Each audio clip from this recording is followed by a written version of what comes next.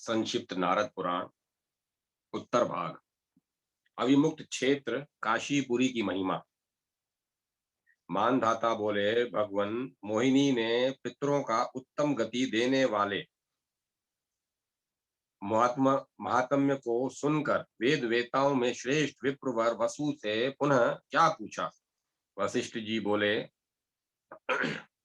राजन सुनो, मोहिनी ने पुनः जो प्रश्न किया वह बतलाता हूँ। मोहिनी ने कहा, लोकोद्धार परायण द्विज श्रेष्ठ, आपको बारंबार साधुवाद है। आप बड़े दयालु हैं ब्राह्मण। मैंने गया जी का परम उत्तम पवित्र महात्म्य सुना, जो परम गोपनीय और पितरों को सदगति देने वाला है। विप्रेंद्र, अब काशी का उत्तम महात्म्य बताइए। वशिष्ठ जी कहते हैं, मोहिनी का यह कथन सुनकर उसके पुरोहित वसु बोले, सुनो। पुरोहित वसु ने कहा, कल्याणमयी काशीपुरी धन्य है। भगवान महेश्वर भी धन्य है, जो मुक्तिदायिनी वैष्णवपुरी काशी को श्री हरि से मांग कर निरंतर उसका सेवन करते हैं। सनातन देव भगवान शंकर श्री हरि के क्षेत्र में ही विद्यमान हैं। वे भगवान ऋषिकेश की पूजा करते हुए स्वयं भी देवता आदि से पूजित होते हैं। काशीपुरी तीनों लोकों का सार है। उस रमणीय नगरी का यदि सेवन किया जाए तो वह मनुष्यों को उत्तम गति देने वाली है। नाना प्रकार के पाप कर्म करने वाले मनुष्य भी यहाँ आकर अपने पापों का नाश करके रजोगुण रहित तथा शुद्ध अंतःकरण के प्रकाश से युक्त हो जाते हैं। वे वैष्णव क्षेत्र, इसे वैष्णव क्षेत्र और शैव क्षेत्र भी कहते हैं। यह सब प्राणियों को मोक्ष देने वाला है। महापातकी मनुष्य भी जब भगवान शिव की नगरी काशीपुरी में आता है, तब उसका शरीर संसार के सदृढ़ बंधनों से मुक्त हो जाता है। जो पुण्यात्मा मनुष्य भगवान विष्णु या भगवान शिव के भक्त होकर सबको प्रतिदिन आदर बुद्धि से देखते हुए इस क्षेत्र में निवास करते हैं, वे शुद्ध संत पुरुष भगवान शंकर के समान हैं। वे भय, दुख और पाप से रहित हो जाते हैं। उनके कर्म कलाप पूर्णतः शुद्ध होते हैं और वे जन्म मृत्यु के गहन जाल का भेदन करके परम मोक्ष प्राप्त कर लेते हैं। काशी का विस्तार पूर्व से पश्चिम की ओर 2.5 योजन तक है और दक्षिण से उत्तर की ओर उसी 80 से वर्णा तक आधे योजन का विस्तार है। शुभे उसी शुष्क नदी शुभे 80 शुष्क नदी है। भगवान शिव ने इस क्षेत्र का यही विस्तार बताया है। काशी में जो तिमी चंडेश्वर नामक शिवलिंग है, उससे उत्तरायण जाना चाहिए और शंकुकरण को दक्षिणायन। वह ओमकार में स्थित है। तदंतर पिंगला नामक तीर्थ अग्नेय कोण में स्थित बताया गया है। सूखी हुई नदी जो असी नाम से प्रसिद्ध है, उसी को पिंगला नाड़ी समझना चाहिए।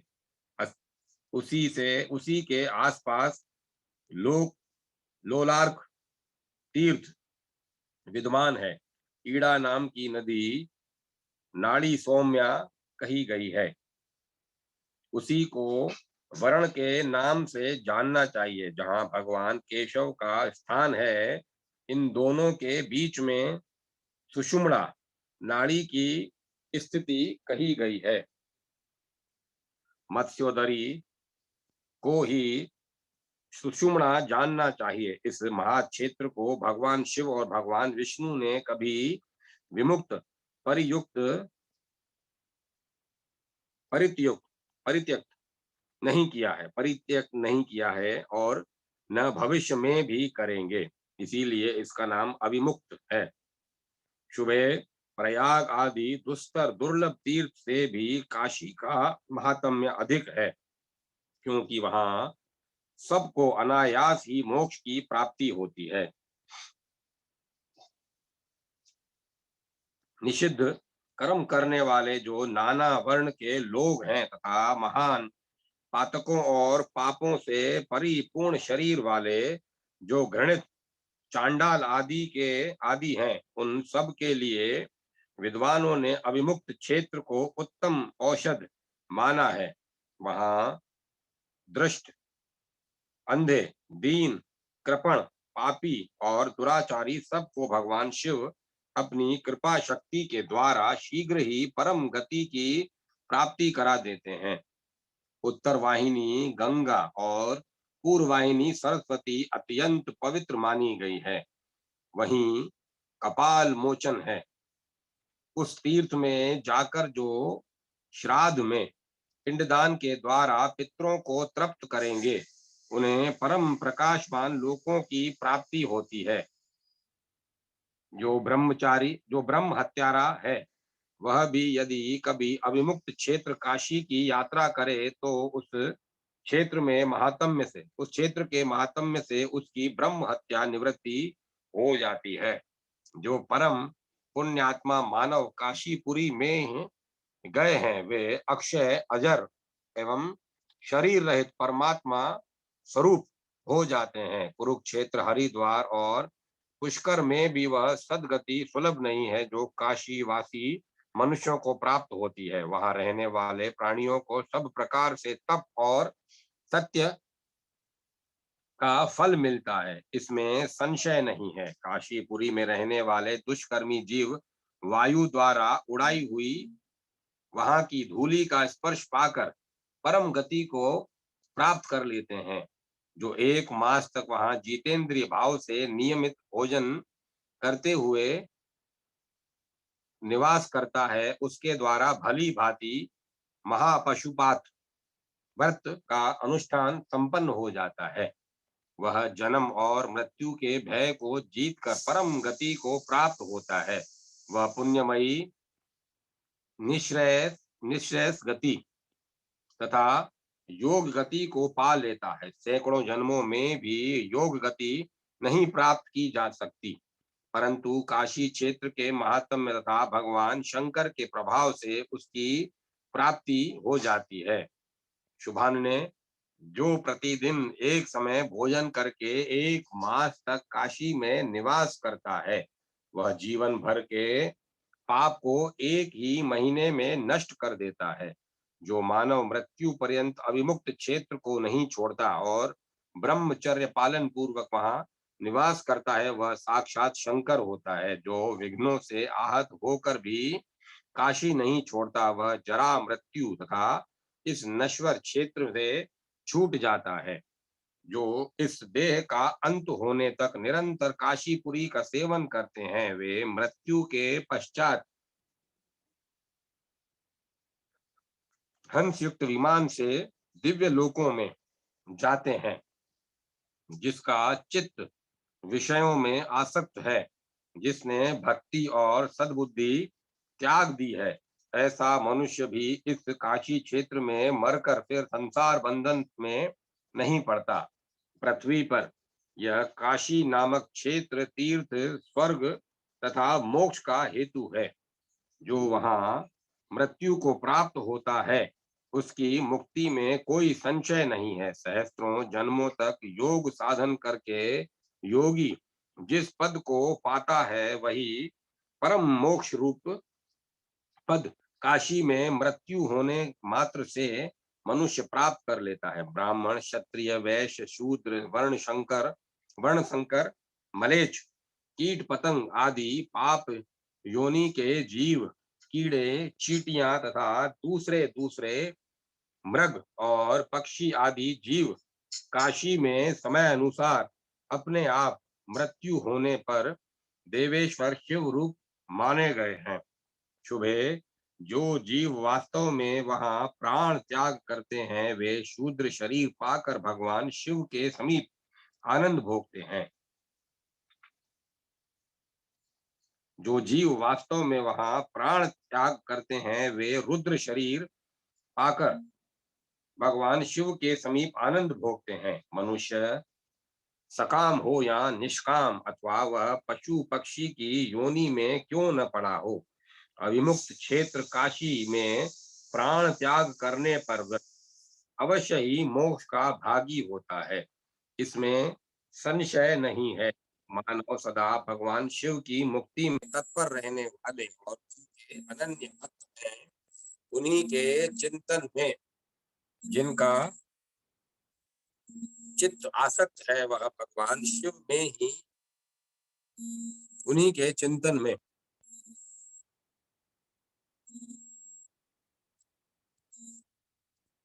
उन्हीं के चिंतन में जिनका चित्त आसक्त है और भगवान शिव में ही जिनके प्राण बसते हैं वे निस्संदेह जीवन मुक्त हैं। अविमुक्त क्षेत्र में मृत्यु के समय साक्षात भगवान भूतनाथ कर्म प्रेरित जीवों के कान में मंत्रोपदेश देते हैं। स्वयं भगवान श्री राम ने अत्यंत प्रसन्न चित्त हो अविमुक्त निवासी कल्याणकारी शिव से यह कहा है कि शिव, तुम जिस किसी भी मुमूर्षु जीव के दाहिने कान में मेरे मंत्र का उपदेश करोगे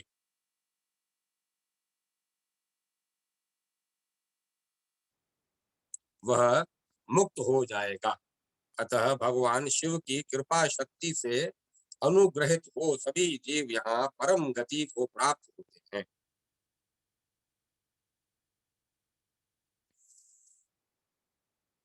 मोहिनी, यह मैंने अविमुक्त क्षेत्र के संक्षेप में बहुत थोड़े गुण बताए हैं। समुद्र के रत्नों की भांति अविमुक्त क्षेत्र के गुणों का विस्तार अनंत है। जो ज्ञान विज्ञान में निष्ठा रखने वाले तथा परमानंद की प्राप्ति के इच्छुक हैं उनके लिए जो गति बताई गई है, निश्चय ही काशी में मरे हुए को वही गति प्राप्त होती है। काशी का योग पीठ है। शमशान तीर्थ, जिसे मणिकर्णिका कहते हैं, अपने कर्म से भ्रष्ट हुए मनुष्यों को भी काशी में शमशान आदि तीर्थों में मोक्ष की प्राप्ति बताई गई है। काशी में भी अन्य सब तीर्थों की अपेक्षा मणिकर्णिका उत्तम मानी गई है। वहां नित्य भगवान शिव का निवास माना गया है।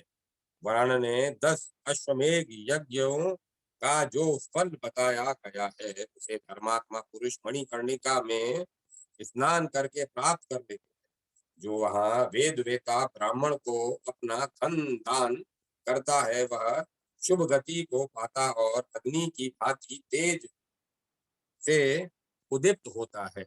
जो मनुष्य वहां उपवास करके ब्राह्मणों को तृप्त करता है वह निश्चय ही सोत्रामणि यज्ञ का फल प्राप्त करता है। जो मनुष्य वहां 4 वत्स वत्स तरीक से युक्त सौम्य स्वभाव के तरुण वृषभ को छत्र आदि से चिन्हित करके छोड़ता है वह परम गति को प्राप्त होता है। इसमें संदेह नहीं है कि वह पितरों के साथ मोक्ष को प्राप्त होता है। इस विषय में अधिक कहने से क्या लाभ। भगवान शिव की प्रसन्नता के उद्देश्य से वहां जो कुछ भी धर्म आदि किया जाता है उसका फल अनंत है। जो अविमुक्त क्षेत्र में महादेव जी की पूजा और स्तुति करते हैं वे सब पापों से मुक्त एवं अजर अमर होकर स्वर्ग में निवास करते हैं। जो मुक्तात्मा पुरुष एकाग्र चित्त हो इंद्रिय समुदाय को संयम में रखकर ध्यान लगाए हुए शतरुद्री का जप करते हैं और अविमुक्त क्षेत्र में सदा निवास करते हैं वे उत्तम द्विज कृतार्थ हो जाते हैं। यशस्विनी जो काशी में एक दिन उपवास करेगा उसे 100 वर्षों तक उपवास करने का फल प्राप्त होगा। इससे आगे गंगा और वरुणा का संगम रूप उत्तम तीर्थ है जो सायुज्य मुक्ति देने वाला है। जब बुधवार को श्रवण और द्वादशी का योग हो उस समय उसमें स्नान करके मनुष्य मोक्ष रूप फल पाता है। सुभान ने जो वहां उस समय श्राद्ध करता है वह अपने समस्त पितरों का उद्धार करके विष्णु लोक में जाता है। गंगा के साथ वरुणा और असी का जो संगम है वह समस्त लोकों में विख्यात है। वहां विधि पूर्वक अश्वदान करके मनुष्य फिर इस संसार में जन्म नहीं लेता। जो मनुष्य वहां भक्ति पूर्वक संगमेश्वर का पूजन करता है वह निग्रह और अनुग्रह में समर्थ साक्षात देव देवेश्वर शिव तुल्य है। देवेश्वर से पूर्व में भगवान केशव विद्यमान है और केशव के पूर्व में जगद विख्यात संगमेश्वर विद्यमान है। काशी के तीर्थ एवं शिवलिंगों के दर्शन पूजन आदि की महिमा। पुरोहित वसु कहते हैं, सुंदरी संगमेश्वर पीठ के वाव्य भाग में राजा सगर के द्वारा स्थापित किया हुआ चतुर्मुख शिवलिंग है।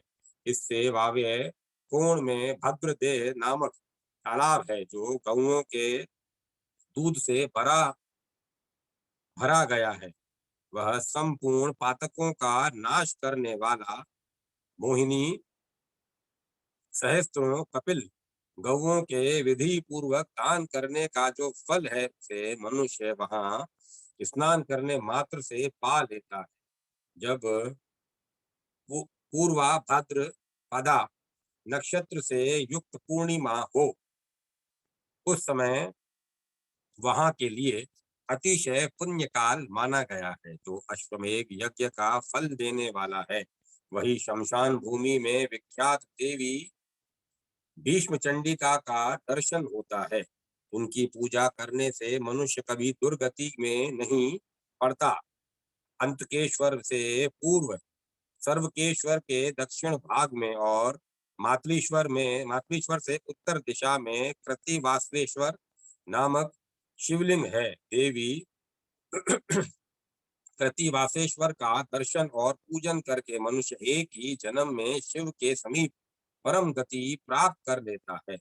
सतयुग में पहले उसका नाम त्र्यंबकेश्वर था।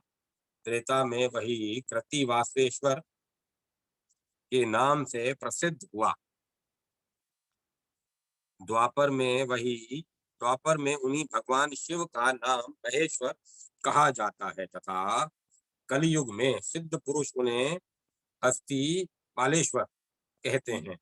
यदि सनातन मोक्ष पद तारक ज्ञान प्राप्त करने की इच्छा हो तो बारंबार भगवान कृतिवासेश्वर का दर्शन करना चाहिए। उन देवादिदेव का दर्शन करने से ब्रह्म हत्यारा भी पाप मुक्त हो जाता है। उनका स्पर्श और पूजन करने पर संपूर्ण यज्ञों का फल मिलता है। जो उन सनातन महादेव जी का बड़ी श्रद्धा से पूजन करते हैं और फाल्गुन कृष्णा चतुर्दशी को एकाग्र चित्त हो फूल फल बिल्व पत्र उत्तम और साधारण भक्ष्य पदार्थ दूध दही घी मधु और जल से उस उत्तम शिवलिंग का अर्चन तथा डमरू के डिंडिम घोष नमस्कार नृत्य गीत अनेक प्रकार के मुख वाग स्तोत्र एवं मंत्रों द्वारा शुभ स्वरूप भगवान शिव को तृप्त करते हैं और मोहिनी एक रात उपवास करके परम भक्ति भाव से पूजन करके श्री महादेव जी को संतुष्ट करते हैं। वे परम पद को प्राप्त कर लेते हैं। जो चैत्र मास की चतुर्दशी को परमेश्वर शिव की पूजा करता है वह धन के स्वामी कुबेर के समीप जाकर उन्हीं की भांति क्रीड़ा करता है। जो वैशाख की चतुर्दशी को पवित्र चित्त से भगवान शिव की अर्चना करता है वह स्वामी कार्तिकेय के लोक में जाकर उन्हीं का अनुचर होता है। जो ज्येष्ठ मास की चतुर्दशी को श्रद्धा पूर्वक भगवान शंकर की पूजा करता है वह स्वर्ग लोक में जाता है और प्रलय काल आने तक वहां निवास करता है। भद्रे जो आषाढ़ मास की चतुर्दशी को पवित्र भाव से कृतिवासेश्वर शिव की पूजा करता है वह सूर्य लोक में जाकर इच्छा अनुसार क्रीड़ा करता है। जो जो श्रावण की चतुर्दशी को वहां प्रकट हुए कामेश्वर शिव की पूजा करता है, उसे भगवान शिव वरुण लोक देते हैं। जो भाद्रपद मास की चतुर्दशी को भांति भांति के पुष्पों और फूलों द्वारा भगवान शंकर की पूजा करता है, उसे इंद्र का स्वालोक्य प्राप्त होता है। जो अश्विन कृष्णा चतुर्दशी को भगवान शिव की पूजा करता है, वह पितरों के लोक में जाता है। जो कार्तिक मास की चतुर्दशी को देवेश्वर महादेव जी की पूजा करता है, वह चंद्रलोक में जाकर जब तक इच्छा हो तब तक वहां क्रीड़ा करता है। जो मार्ग शीर्ष कृष्णा चतुर्दशी को पिनाकधारी भगवान शिव की पूजा करता है, वह भगवान विष्णु के लोक में जाता है और वहां अनंत काल तक क्रीड़ा सुख में निमग्न रहता है। जो पौष मास में प्रसन्न चित्त होकर भगवान शिव की अर्चना करता है, वह नेतृत्व कोण में जाता है और नेतृत्व कोण वह नेतृत्व लोक में जाता है और नेतृत्व के साथ ही आनंद का अनुभव करता है।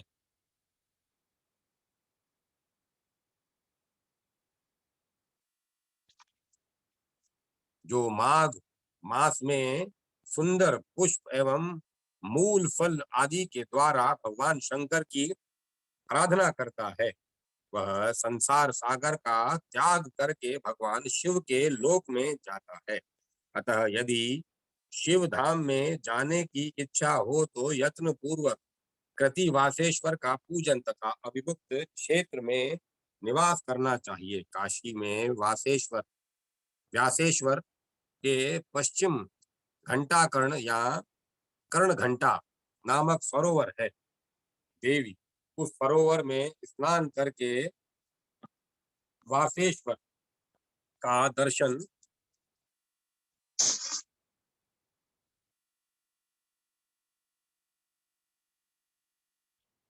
वासेश्वर का दर्शन करने से मनुष्य की जहां कहीं भी मृत्यु हो उसे काशी में मरने का फल प्राप्त होता है। मोहिनी, यदि मनुष्य दंडघात तीर्थ में स्नान करके अपने पितरों का तर्पण करे तो उसके नरक निवासी पितर वहां से निकलकर पितृलोक में चले जाते हैं। देवी, जो पाप कर्मी मनुष्य पिशाच योनि को प्राप्त हो गए हैं, उनके लिए यदि वहां पिंडदान किया जाए तो उनका उस पिशाच शरीर से उद्धार हो जाता है। उस घात के दर्शन से मानव कृत कृत्य हो जाता है। वहीं लोगों को वहीं लोक को कल्याण प्रदान करने वाली ललिता देवी विद्यमान है। यह मनुष्य जन्म दुर्लभ है, विद्युत पात के समान चंचल है। उसे पाकर जिसने ललिता देवी का दर्शन कर लिया, उसे जन्म का भय कहाँ से हो सकता है। पृथ्वी की परिक्रमा करके मनुष्य जिस फल को पाता है, वही फल उसे काशी में ललिता देवी के दर्शन से मिल जाता है। प्रत्येक मास की चतुर्दशी को उपवास करके ललिता देवी की पूजा और उनके समीप रात में जागरण करे। देवी ऐसा करने से उसे संपूर्ण समृद्धियां प्राप्त होती हैं। मोहिनी, तीनों लोकों द्वारा पूजित नल कुबरेश्वर नल कुबरे नल कुबरकेश्वर सब सिद्धियों के दाता हैं। उनकी पूजा करके मनुष्य कृत्य कृत्य हो जाता है। देवी, उनके दक्षिण भाग में मणिकर्णी नाम से प्रसिद्ध शिवलिंग है। उसके आगे एक महान तीर्थ जलाशय है जो सब पापों का नाश करने वाला है। भगवान मणिकर्णेश्वर कुंड में विराजमान है। उनका दर्शन, नमस्कार और पूजन करने से फिर गर्भ में निवास नहीं करना पड़ता। मणिकर्णेश्वर के दक्षिण पार्श्व में गंगा जी के जल में स्थापित परम उत्तम गंगेश्वर लिंग है। उसकी पूजा करने से देवलोक की प्राप्ति होती है। मोहिनी, अब मैं काशी के दूसरे मंदिर का वर्णन करता हूँ, जहाँ देवादिदेव महादेव जी का रुचिर एवं अभिष्ट स्थान है। सुबह पूर्व काल में कुछ राक्षस भगवान चंद्रमौली का शुभ लिंग साथ ले अंतरिक्ष मार्ग से बड़ी उतावली के साथ जा रहे थे। जिस समय वह शिवलिंग उस काशी क्षेत्र में पहुंचा, उस समय महादेव जी ने सोचा, क्या उपाय किया जाए जिससे मेरा अभिमुक्त क्षेत्र से वियोग न हो। सुबह देवेश्वर भगवान शिव उस बात का विचार कर ही रहे थे कि उस स्थान पर मुर्गे का शब्द सुनाई दिया। देवी उस शब्द को सुनकर राक्षसों के मन में भय समा गया और वे प्रातःकाल उस शिवलिंग को वहीं छोड़कर वहां से भाग गए। राक्षसों के चले जाने पर वही अत्यंत रुचिर एवं सुंदर स्थान में वह लिंग स्थापित हुआ। साक्षात देव देव भगवान शिव उस अभिमुक्त क्षेत्र में उस शिवलिंग के रूप में विराजमान हुए, इसीलिए उसे अभिमुक्त कहते हैं। उस समय देवताओं ने महादेव जी का नाम अभिमुक्त रख दिया, जो परम पवित्र अक्षरों से युक्त है। जो प्राणी वहां मृत्यु को प्राप्त होते हैं, वे स्थावर हो या जगम, उन सब को वह शिवलिंग मोक्ष देने वाला है। भगवान अविमुक्त के दक्षिण भाग में एक सुंदर बावड़ी है। उसका जल पीने से इस लोक में पुनरावृत्ति नहीं होती। जिन मनुष्यों ने उक्त बावड़ी का जल पिया है, वे कृतार्थ हैं। उन्हें निश्चय ही तारक ज्ञान प्राप्त होता है। मनुष्य बावड़ी के जल में स्नान करके यदि दंडकेश्वर एवं अविमुक्तेश्वर का दर्शन करे, तो वह क्षण मात्र में केवल्य मोक्ष का भागी होता है। काशीपुरी शमशान घाट अभिमुक्त स्थान और अभिमुक्तेश्वर लिंग का दर्शन करके मनुष्य शिव गणों का अधिपति होता है। अभिमुक्तेश्वर लिंग का दर्शन करने से मानव संपूर्ण पापों, रोगों तथा पशुपाश जीव के अज्ञान में बंधन से मुक्त हो जाता है। अभिमुक्त के आगे एक शिवलिंग स्थापित है, जिसका मुख पश्चिम की ओर है। भद्रे वह लक्षणेश्वर नाम से विख्यात है। उसके दर्शन मात्र से मनुष्य ज्ञानी हो जाता है। देवी उसके उत्तर में चतुर्मुख लिंग है, जो जो चतुर्थेश्वर के नाम से प्रसिद्ध है। वह श्रेष्ठ शिवलिंग पाप भय का निवारण करने वाला है। वाराणसी नामक क्षेत्र पृथ्वी पर प्राणियों के लिए मुक्तिदायक है। उसमें भी अभिमुक्तेश्वर तो जीवन मुक्त कहा गया है। वह जीवन मुक्ति देने वाला है। काशी में जहाँ कहीं भी जो रह चुका है, उसके लिए गणपति पद की प्राप्ति बताई गई है, और जो वहाँ प्राण त्याग करता है, वह अत्यांतिक मोक्ष को प्राप्त करता है। उपर्युक्त सीमा के भीतरी क्षेत्र में प्रथम आवरण बताया गया है। द्वितीय आवरण में पूर्व दिशा में मणिकर्णिका है। उस स्थान में 7 करोड़ शिवलिंग विद्यमान है। उनके दर्शन मात्र से यज्ञों का फल प्राप्त होता है। ये सब सिद्ध लिंग हैं। काशी में जो पवित्र कूप, सरोवर, बावड़ी, नदी और कुंड कहे गए हैं, वे ही सिद्ध पीठ हैं। जो एकाग्र चित्त हो, उन सब में स्नान करेगा और वहां के शिवलिंगों का दर्शन करेगा, वह फिर इस संसार में जन्म नहीं ले सकता। पृथ्वी पर और अंतरिक्ष में जो जो तीर्थ हैं, उनमें मुख्य तीर्थों का मैंने तुमसे वर्णन किया। वरारोहे, तीर्थ यात्रा को सब पापों का नाश करने वाली कहा गया है। काशी यात्रा काल में यात्रियों के लिए आवश्यक कृत्य, आवांतर, तीर्थ और शिवलिंगों का वर्णन। रोहित वसु कहते हैं, मोहिनी, अब मैं यात्रा काल का वर्णन करता हूँ, जिसे देवता आदि ने नियत किया है। वह यात्रा यथा योग्य फल की प्राप्ति कराने वाली है। पूर्व काल में देवताओं ने काशी में रहकर चैत्र मास में यह तीर्थ यात्रा की थी। वे काम कुंड पर स्थित होकर स्नान और पूजन में तत्पर रहते थे। शुभान ने ज्येष्ठ मास में रुद्रावास कुंड पर स्नान पूजा की में तत्पर रहने वाले सिद्धों ने वहां की शुभ यात्रा की है। गंधर्वों ने आषाढ़ मास में यहाँ यहाँ की यात्रा की थी। वे प्रिया देवी कुंड पर रहकर स्नान पूजन किया करते थे। मोहिनी विद्याधरों ने श्रवण श्रावण मास में यह यात्रा की थी। वे लक्ष्मी कुंड पर रहकर स्नान पूजन करते थे। वरान ने यक्षों ने अश्वनी मास में यह यात्रा संपन्न की है। वे मार्कंडे कुंड पर रहकर स्नान पूजन में संलग्न थे। मोहिनी नागों ने मार्गशीर्ष मास में यह यात्रा की थी। वे कोटि तीर्थ में रहकर स्नान पूजन आदि करते थे। शुभ लोचने गुहकों ने कपाल मोचन तीर्थ में रहकर स्नान ध्यान एवं पूजन आदि करते हुए पोक्ष मास में यहाँ की यात्रा संपन्न की है। शुभान ने पिशाचों ने फाल्गुन मास में काशी की यात्रा की थी। वे कालेश्वर कुंड पर रहकर स्नान पूजन आदि में तत्पर रहते थे। देवी शुभ फाल्गुन मास में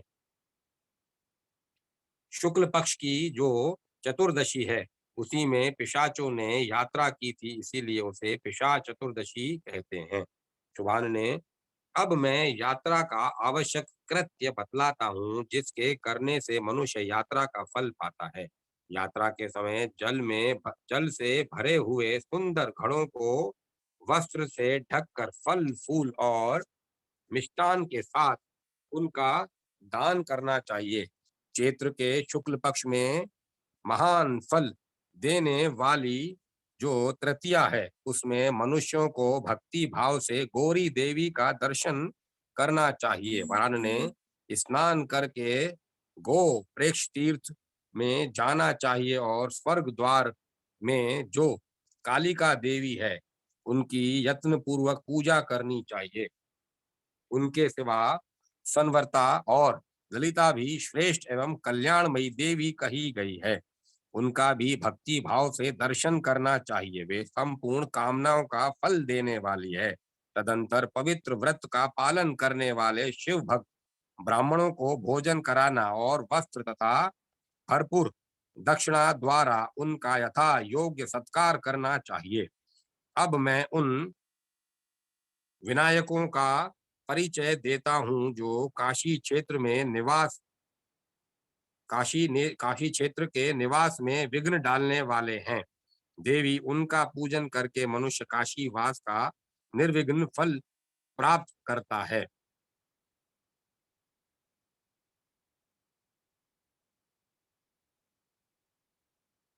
पहले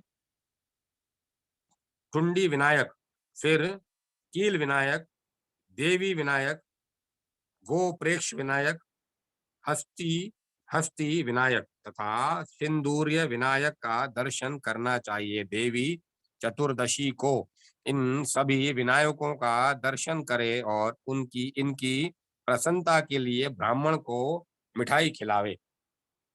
इस कार्य से मनुष्य को सिद्धि प्राप्त होती है। अब मैं काशी क्षेत्र की रक्षा करने वाली चंडिका चंडिकाओं का वर्णन करता हूँ। दक्षिण दिशा में दुर्गा रक्षा करती है। नेतृत्व कोण में अंतरेश्वरी, पश्चिम में अंगेश्वरी, वाव्य कोण में भद्रकाली, उत्तर दिशा में भीमचंडा, ईशान कोण में महामता, पूर्व दिशा में उधर्वकेशी सहित शांकरी देवी, अग्नि कोण में अंध केशी तथा मध्य भाग में चित्रघंटा देवी रक्षा करती हैं। जो मानव इन चंडिका देवी का दर्शन करता है उस पर प्रसन्न होकर वे सब की सब तत्परता पूर्वक उसके सामने उसके लिए क्षेत्र की रक्षा करती हैं। देवी ये पापियों के लिए सदा विघ्न उपस्थित करती हैं, अतः रक्षा के लिए विनायकों सहित उक्त देवियों की सदा पूजा करनी चाहिए। भीष्म की काशीपुरी में आकर उक्त पंचायत पंचायतन रूप से देवेश्वर शिव की आराधना करते हुए कुछ काल तक यहाँ रहे। सुभगे उस स्थान पर भगवान शिव स्वयं प्रकट हुए थे, जो गोप्रेषक के नाम से विख्यात हुए। संपूर्ण देवता उनकी स्तुति करते हैं। गोप्रेषेश्वर के पास आकर उनका दर्शन और पूजन करके मनुष्य कभी दुर्गति में नहीं पड़ता और सब पापों से मुक्त हो जाता है। एक समय वन की गौएं दावा नल से दग्ध हो इधर उधर भटकती हुई इस कुंड के समीप आई और जहाँ का जल पीकर शांत हुई। तब से यह कपिलार्ध कहलाता है। यहाँ प्रकट होकर साक्षात भगवान शिव वृषभ ध्वज नाम से विख्यात हुए। भगवान शिव ने न केवल वहां निवास किया, वे वहां सबको प्रत्यक्ष दर्शन देते हुए शिवलिंग रूप में विराजमान हैं। जो एकाग्र चित्त हो इस कपिलार्ध तीर्थ में स्नान करके वृषभ ध्वज शिव का दर्शन करता है, वह संपूर्ण यज्ञों का फल पाता है। वह स्वर्ग लोक में जाता है। भगवान वृषभ ध्वज की पूजा करके वहां मरा हुआ पुरुष शिव रूप हो जाता है, अथवा शरीर भेद से अत्यंत दुर्लभ शिव गण का स्वरूप धारण करता है। इसी प्रदेश में गौओं ने स्वयं ब्रह्मा जी के अनुरोध से संपूर्ण लोकों की शांति के लिए तथा सबको पवित्र करने के उद्देश्य से अपना दुग्ध दान दिया था, जिससे भद्रद्रोह नामक सरोवर प्रकट हुआ, जो पवित्र पापहारी एवं शुभ है। उस स्थान में स्नान करने वाला मनुष्य साक्षात वागीश्वर होता है। वहां परमेष्टि ब्रह्मा जी ने स्वयं ले आकर एक शिवलिंग स्थापित किया है। फिर ब्रह्मा जी से लेकर भगवान विष्णु ने दूसरा शिवलिंग स्थापित किया, जो हिरण्यगर्भ के नाम से वहां विद्यमान है। तदंतर ब्रह्मा जी ने पुनः इसी कारण से सर्वलोकेश्वर नाम शिवलिंग स्थापित किया, जो स्वर्गीय लीला का दर्शन कराने वाला है। देवताओं के स्वामी उन सर्वलोकेश्वर का दर्शन करके मनुष्य शिवलोक में प्रतिष्ठित होता है। यहाँ प्राण त्याग करने से फिर कभी वह संसार में जन्म नहीं लेता। उसकी यह अक्षय गति उसकी वह अक्षय गति होती है, जो केवल योगियों के लिए सुलभ बताई गई है। भूमंडल के उसी प्रदेश में देवताओं के लिए कटक रूप दैत्य व्याघ्र का रूप धारण करके रहता था। वह बड़ा बलवान और अभिमानी था। भगवान शंकर ने उसे मारा और उस स्थान पर वागेश्वर नाम से प्रसिद्ध होकर नित्य निवास किया। उन देवेश्वर का दर्शन करके मनुष्य कभी दुर्गति में नहीं पड़ता। हिमवान के द्वारा स्थापित एक शिवलिंग है, जो शैलेश्वर के नाम से विख्यात है। भद्रे शैलेश्वर का दर्शन करके मनुष्य कभी दुर्गति में नहीं पड़ता। उत्पल और विदल नाम के जो दो दैत्य ब्रह्मा जी के वरदान से बलोन्मत्त हो रहे थे, वे दोनों स्त्री विषयक लोलुपता के कारण पार्वती जी के हाथ से मारे गए।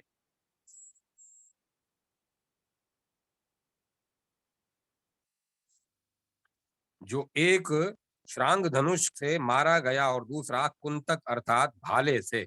इन दोनों शस्त्रों के नाम पर जो दो शिवलिंग स्थापित किए गए भद्रे,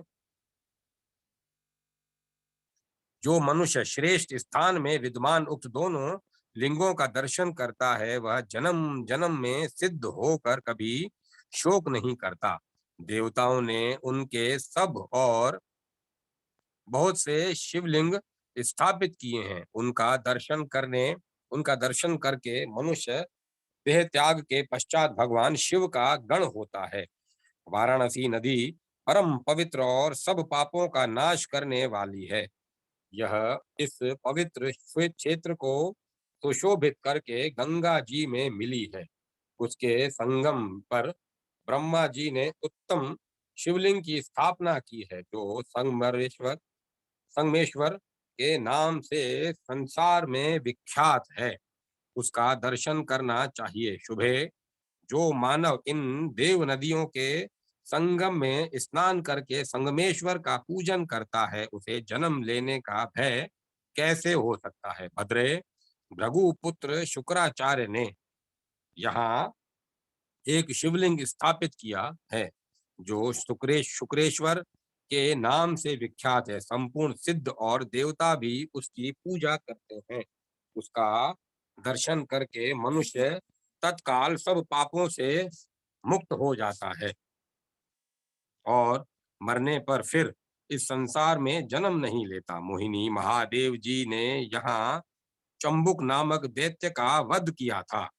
तत्संबंधी शिवलिंग का दर्शन करके मानव संपूर्ण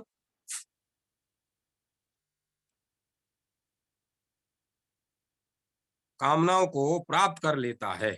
इंद्र आदि देवताओं के द्वारा स्थापित किए हुए इन शिवलिंगों को तुम पुण्यलिंग समझो। ये समस्त कामनाओं को देने वाले हैं। मोहिनी, इस प्रकार इस अविमुक्त क्षेत्र में मैंने तुम्हें ये सब शिवलिंग बताए हैं। काशी की गंगा के वर्णा संगम,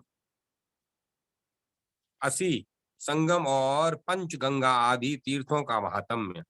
पुरोहित वसु कहते हैं, भद्रे, अब मैं तुम्हें काशी की गंगा का उत्तम महात्म्य बताता हूँ, जो भोग और मोक्ष रूप फल देने वाला है। अविमुक्त क्षेत्र में जो भी कर्म किया जाता है वह अक्षय हो जाता है। कोई भी पापी अविमुक्त क्षेत्र काशी के में जाकर पाप रहित हो जाने के कारण कभी नरक में नहीं पड़ता। शुभे, अविमुक्त क्षेत्र में किया हुआ पाप वज्र तुल्य हो जाता है। तीनों लोकों में जो मोक्षदायक तीर्थ है वे संपूर्ण वे संपूर्ण सदा काशी को उत्तर वाहिनी गंगा का सेवन करते हैं। तीनों लोकों में जो मोक्षदायक तीर्थ है वे संपूर्ण सदा काशी की उत्तर वाहिनी गंगा का सेवन करते हैं। जो दशाश्वमेध घाट में स्नान करके विश्वनाथ जी का दर्शन करता है, वह शीघ्र ही पाप मुक्त होकर संसार बंधन से छूट जाता है। यूं तो पुण्य सलीला गंगा सर्वत्र ही ब्रह्म हत्या जैसे पापों का निवारण करने वाली है, तथापि काशी में जहाँ उसकी धारा उत्तर की ओर बहती है, वहां उसकी विशेष महिमा प्रकट होती है। वरुणा और गंगा के तथा असी और गंगा के संगम में स्नान करने मात्र से मनुष्य संपूर्ण पातकों से मुक्त हो जाता है। काशी की उत्तर वाहिनी गंगा में कार्तिक और माघ मास में स्नान करके मनुष्य महापाप आदि पातकों से मुक्त हो जाते हैं। सुंदरी, वहां धर्म नद नाम से विख्यात एक कुंड है, उसमें धर्म स्वरूप स्वरूपतः प्रकट होकर बड़े बड़े पातकों का नाश करता है। वही धूली एवं धूत पापा भी है, जो सर्वतीर्थमयी एवं शुभ कारक है। जैसे नदी का वेग तटवर्ती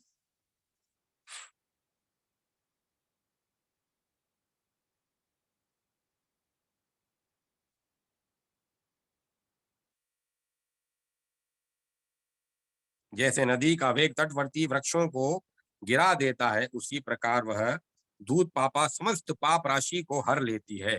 काशी में किरणा काशी में किरणा, दूध पापा, पुण्य सलीला, सरस्वती, गंगा और यमुना, ये 5 नदियां एकत्र बताई गई हैं। इनसे त्रिभुवन विख्यात पंचनद पंचगंगा तीर्थ प्रकट हुआ है।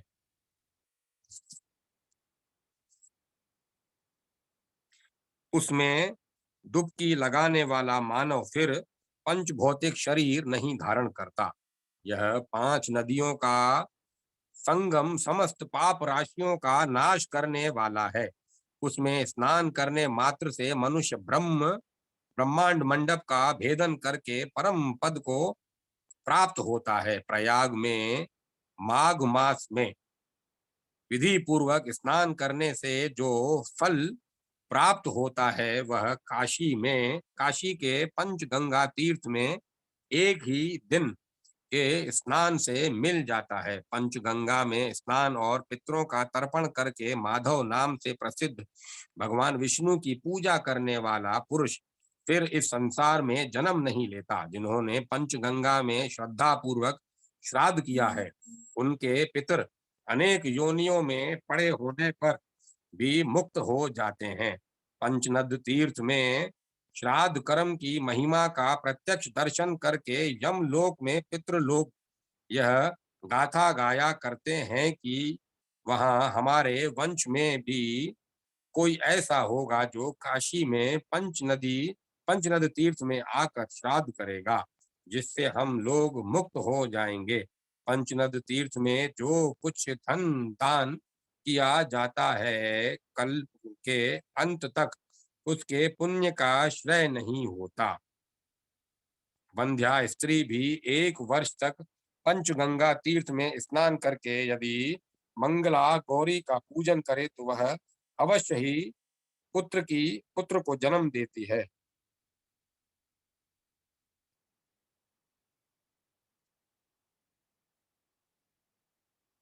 वस्त्र से छाने हुए पंचगंगा के पवित्र जल से यहाँ दिक श्रोता देवी को स्नान कराकर मनुष्य महान फल का भागी होता है।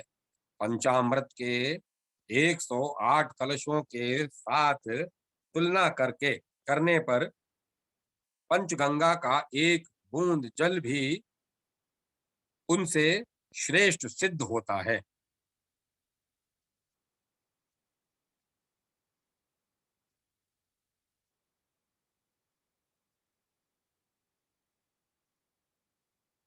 इस लोक में पंचगुर्च पंचगव्य पीने से जो शुद्धि कही गई है वही शुद्धि श्रद्धा पूर्वक पंचगंगा के जल की एक बूंद पीने से प्राप्त होती है और उसके कुंड में स्नान करने से राजस्यु तथा अश्वमेध यज्ञ का जो फल कहा गया है उससे 100 गुना उत्तम फल उपलब्ध होता है। राजस्यु और अश्वमेध यज्ञ करके स्वर्ग के साधक राजस्यु और अश्वमेध यज्ञ केवल स्वर्ग के साधक हैं, किंतु पंचगंगा के जल से ब्रह्म लोक तक के संपूर्ण द्वंद्वों से मुक्ति मिल जाती है। सतयुग में वह धर्मनद के नाम से प्रसिद्ध हुआ। त्रेता में उसी का नाम धूत पापा हुआ। द्वापर में उसे विंदु तीर्थ कहा जाने लगा और कलयुग में पंचनद के नाम से उसकी ख्याति होती है। पंचनद तीर्थ धर्म अर्थ काम और मोक्ष इन चारों पुरुषार्थों का शुभ आश्रय है। उसकी अत्यंत महिमा का कोई भी वर्णन नहीं कर सकता। भद्रे, इस प्रकार मैंने तुम्हें काशी का उत्तम महात्म्य बताया है जो मनुष्यों के लिए सुखद मोक्षप्रद तथा बड़े बड़े पातकों का नाश करने वाला है। महापातकी एवं कुपातकी मानव भी अविमुक्त क्षेत्र में इस महात्म्य को सुनकर शुद्ध हो जाता है। ब्राह्मण इसको सुनने और पढ़ने से वेदों का विद्वान होता है। क्षत्रिय युद्ध में विजय पाता है। वैश्य धन संपत्ति से भरपूर होता है और शूद्र को वैष्णव भक्तों का संग प्राप्त होता है। संपूर्ण यज्ञों में जो फल मिलता है, समस्त तीर्थों में जो फल प्राप्त होता है, वह सब इसके पाठ से और श्रवण से भी मनुष्य प्राप्त कर लेता है। विद्यार्थी इससे विद्या पाता है, धनार्थी धन पाता है, पत्नी चाहने वाला पत्नी और पुत्र की इच्छा वाला पुरुष पुत्र पाता है। उत्कल देश के पुरुषोत्तम क्षेत्र की महिमा राजा इंद्रधुमन का वहां जाकर मोक्ष प्राप्त करना। मोहिनी बोली, विप्रवर, मैंने आपके मुखारविंद से काशी का उत्तम महात्म्य सुना। पुराणों में मुनियों और ब्राह्मणों का यह वर्णन सुना जाता है कि पुरुषोत्तम भगवान विष्णु का क्षेत्र मोक्ष देने वाला है। महाभाग, अब उस पुरुषोत्तम क्षेत्र का महात्म्य कहिए। पुरोहित वसु ने कहा, देवी सुनो, मैं तुम्हें ब्रह्मा जी के द्वारा कहा हुआ पुरुषोत्तम क्षेत्र का उत्तम महात्म्य बतलाता हूँ। भारतवर्ष में दक्षिण समुद्र के तट पर फैला हुआ एक उत्कल नामक क्षेत्र प्रदेश है, जो स्वर्ग और मोक्ष देने वाला है। समुद्र से उत्तर विरज मंडल तक का जो प्रदेश है वह पुण्यात्माओं का देश है। वह भूभाग संपूर्ण गुणों से अलंकृत है।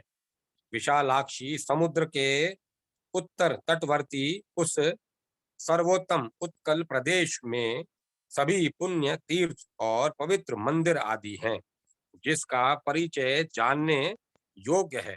मुक्ति देने वाला परम उत्तम एवं पाप नाशक पुरुषोत्तम क्षेत्र परम गोपनीय है।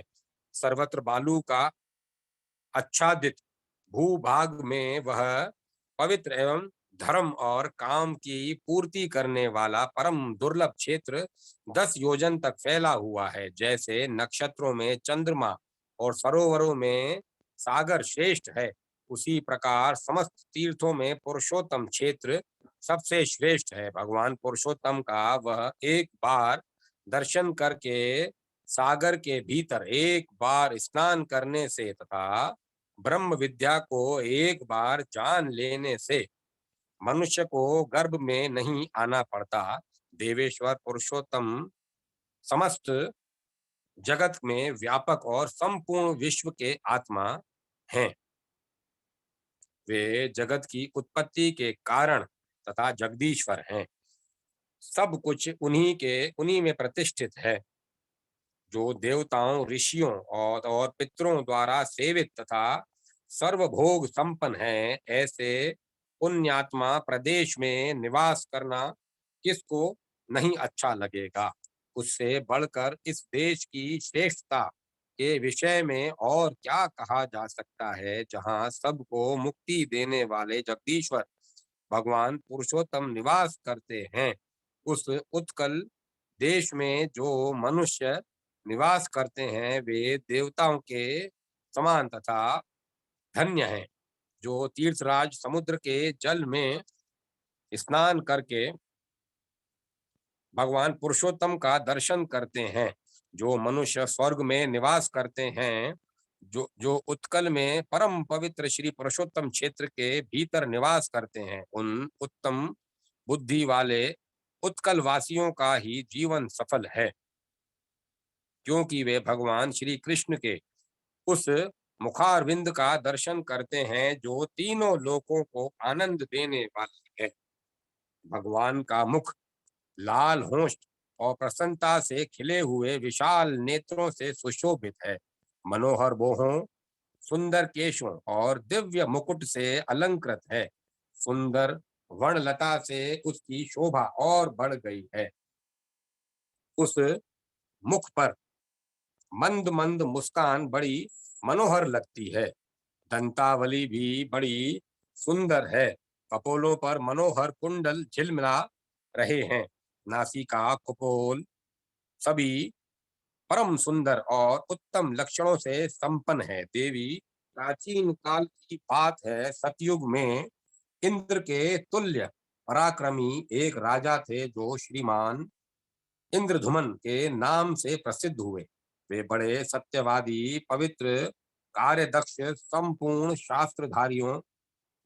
शस्त्रधारियों में श्रेष्ठ, सौभाग्यशाली, शूर, दाता, भोक्ता, प्रिय वचन बोलने वाले, संपूर्ण यज्ञों के याजक, ब्राह्मण, भक्त, सत्य प्रतिज्ञ, धनुर्वेद तथा वेद शास्त्र के निपुण, विद्वान एवं चंद्रमा की भांति मधुर प्रकृति के थे।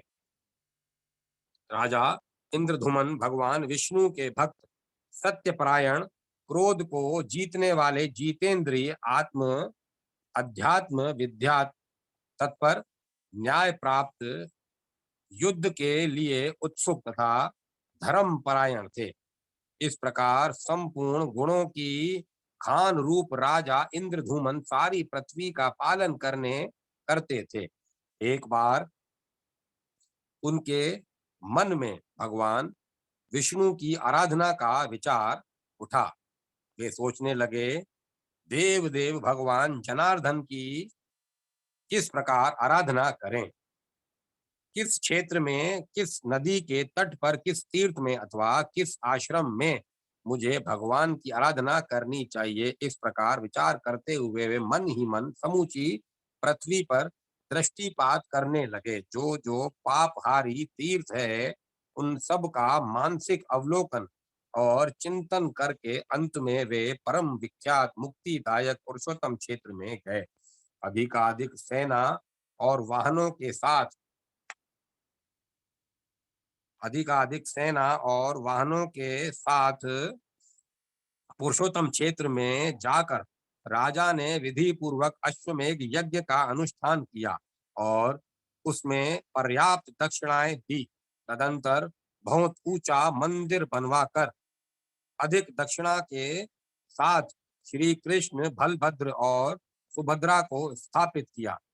फिर उन पराक्रमी नरेश ने विधि पूर्वक पंचतीर्थ करके वहां प्रतिदिन स्नान, दान, जप, होम, देव दर्शन तथा भक्ति भाव से भगवान पुरुषोत्तम की सविधि आराधना करते हुए देव देव जगन्नाथ के प्रसाद से मोक्ष प्राप्त कर लिया। राजा इंद्रधुमन के द्वारा भगवान श्री कृष्ण की स्तुति। मोहिनी बोली, मुनि श्रेष्ठ, पूर्व काल में महाराज इंद्रधुमन ने श्री कृष्ण आदि की प्रतिमाओं का निर्माण कैसे कराया, भगवान लक्ष्मीपति उन पर किस प्रकार संतुष्ट हुए, ये सब बातें मुझे बताइए। पुरोहित वसु ने कहा, चारु ने वेद के तुल्य माननीय पुराण की बातें सुनो।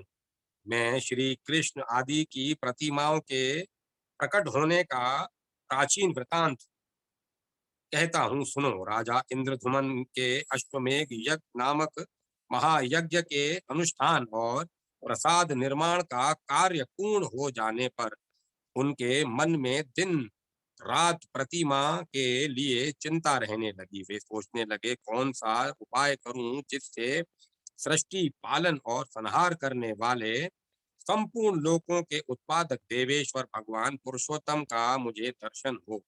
इसी चिंता में निमग्न रहने के कारण महाराज को न रात में नींद आती थी न दिन में।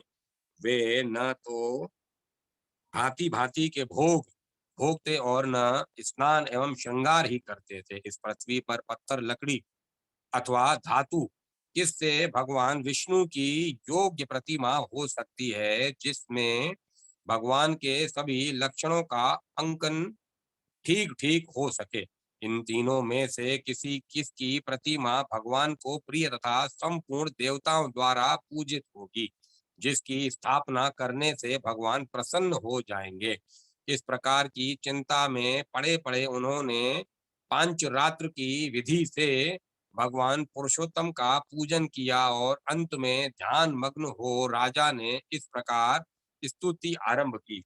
इंद्रदुमन बोले, वासुदेव, आपको नमस्कार है, आप मोक्ष के कारण हैं, आपको मेरा नमस्कार है। संपूर्ण लोकों के स्वामी परमेश्वर, आप इस जन्म मृत्यु रूपी संसार सागर से मेरा उद्धार कीजिए। पुरुषोत्तम, आपका स्वरूप निर्मल आकाश के समान है, आपको नमस्कार है। सबको अपनी ओर खींचने वाले संकर्षण, आपको प्रणाम है। धरणीधर, आप मेरी रक्षा कीजिए। भगवान, आपका श्री अंग मेघ के समान श्याम है। भक्त वत्सल, आपको नमस्कार है। संपूर्ण देवताओं के निवास स्थान, आपको नमस्कार है। देव प्रिय, आपको प्रणाम है। नारायण आपको नमस्कार है, आप मुझ शरणागत की रक्षा कीजिए। नील मेघ के समान आभा वाले घनश्याम आपको नमस्कार है। देव पूजित परमेश्वर आपको प्रणाम है। विष्णु जगन्नाथ मैं भव सागर में डूबा हुआ हूँ, मेरा उद्धार कीजिए। पूर्व काल में महावराह रूप धारण करके आपने जिस प्रकार जल में डूबी हुई पृथ्वी का रसातल से उद्धार किया था, उसी प्रकार मेरा भी दुख के समुद्र में से उद्धार कीजिए। कृष्ण आपकी वरदायक मूर्तियों का मैंने सत्वन किया है। वे बलदेव आदि जो पृथक रूप से स्थित स्थित हैं, इन सब के रूप में आप ही विराजमान हैं। देवेश्वर प्रभु अच्युत गरुड़ आदि पार्षद आयुधों सहित इंद्र आदि दिक्पाल आपके ही अंग हैं। देवेश आप मुझे धर्म अर्थ काम और मोक्ष देने वाला वर प्रदान करें। हरे आप एकमात्र व्यापक चेतन स्वरूप तथा निरंजन हैं। आपको मेरा आपको जो परम आपका जो परम स्वरूप है, वह भाव और अभाव से रहित, निर्लेप, निर्मल, सूक्ष्म, कुटस्थ, अचल, ध्रुव, समस्त उपाधियों से विमुक्त और सत्ता मात्र रूप से स्थित है। प्रभो उसे देवता भी नहीं जानते, फिर मैं कैसे जान सकता हूँ। उससे भिन्न जो आपका दूसरा स्वरूप है, वह पीताम्बरधारी और चार भुजाओं से युक्त, उसके हाथों में शंख चक्र और गदा स्थापित सुशोभित है। वह मुकुट और अंगद धारण करता है। उसका वक्ष स्थल श्री वत्स चिन्ह से युक्त है उस वनमाला तथा वह वनमाला से विभूषित रहता है। देवता और तथा आपके अन्य अन्य शरणागत भक्त उसी की पूजा करते हैं। देव आप संपूर्ण देवताओं में श्रेष्ठ एवं भक्तों को अभय देने वाले हैं। मनोहर कमल के समान नेत्रों वाले प्रभु मैं विषयों के समुद्र में डूबा हूँ, आप मेरी रक्षा कीजिए। लोकेश में आपके सिवाय और किसी को नहीं देखता, जिसकी शरण में जाऊं। कमलाकांत मधुसूदन आप मुझ पर प्रसन्न होइए। मैं बुढ़ापे और सैकड़ों व्याधियों से युक्त हो नाना प्रकार के दुखों से पीड़ित हूँ तथा अपने कर्म पाश में बंद कर हर्ष शोक में मग्न हूँ मग्न हो विवेक शून्य हो गया हूँ। अत्यंत भयंकर घोर संसार सागर में गिरा हूँ। यह भव सागर विषय रूपी जल राशि के कारण दुस्तर है। इसमें राग द्वेष रूपी मत्स्य भरे पड़े हैं। इंद्रिय रूपी भंवरों से यह बहुत गहरा प्रतीत होता है। इसमें तृष्णा और शोक रूपी लहरें व्याप्त हैं। यहाँ न कोई आश्रय है न अवलंब। यह आसारहीन एवं अत्यंत चंचल है। प्रभु मैं माया से मोहित होकर इसके भीतर चीर काल से भटक रहा हूँ। हजारों भिन्न भिन्न योनियों में बारंबार जन्म लेता हूँ। प्रभु देवता पशु पक्षी मनुष्य तथा अन्य चराचर भूतों में ऐसा कोई स्थान नहीं जहाँ मेरा जाना न हुआ हो।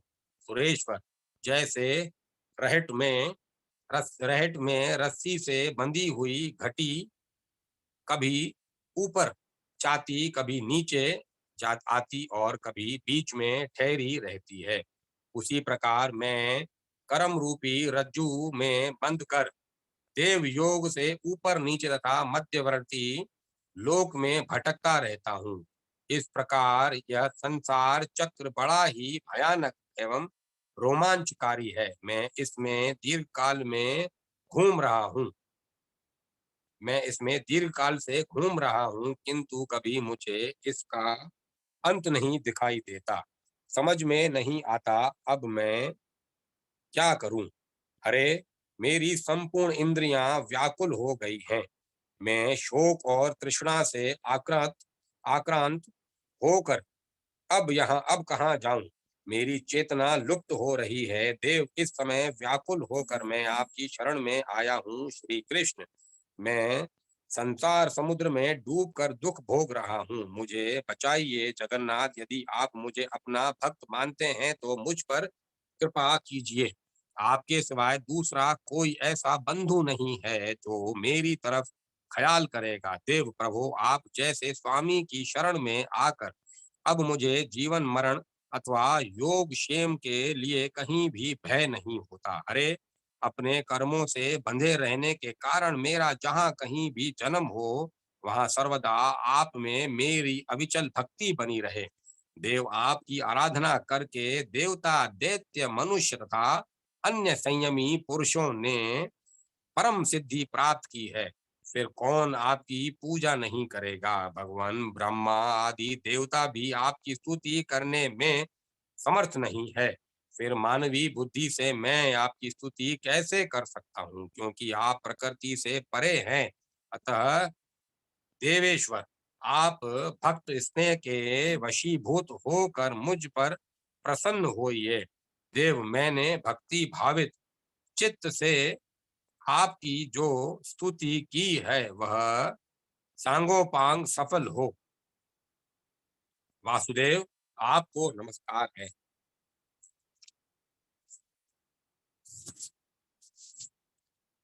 अब मैं कथा को विराम देता हूँ।